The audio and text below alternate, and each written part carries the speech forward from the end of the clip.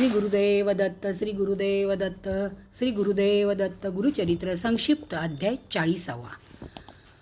पूर्वी पांचाळ नगरीचा राजपुत्र धनंजय हा एकदा शिकारीला गेला असताना त्याच्या समवेत असलेल्या एका बिल्लाला एक शिवलिंग सापडले.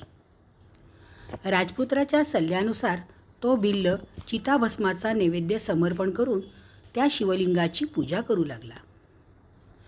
एकदा नैवेद्यासाठी चिताभस्म न मिळाल्यामुळे पत्नीच्या सल्ल्यानुसार त्याने स्वतःच्या पत्नीस जाळून त्या चिताभस्माचा नैवेद्य शंकरास अर्पण केला.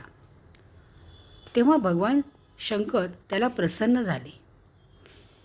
त्याची पत्नी पूर्ववत जिवंत झाली. नरहरी नावाचा एक कुष्ठरोगी ब्राह्मणाने व्याधीमुक्त होण्यासाठी श्री गुरूंच्या शब्दावर संपूर्ण विश्वास ठेवून औदुंबर वृक्षाचे एक शुष्क काष्ट भीमा नदीच्या पश्चिम तीरावर रोवले व त्या काष्टास निराकार राहून तो पाणी घालू लागला.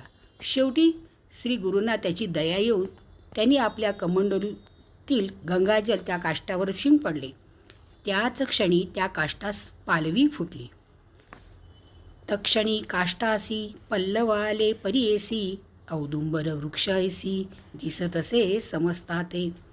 तक्षणी काष्टासी पल्लवाले परियेसी औदुंबर वृक्ष ऐसी दिसतसे समजताते. गुरुदेव दत्त, गुरुदेव दत्त, गुरुदेव दत्त. संक्षिप्त अध्याय 40 समाप्त.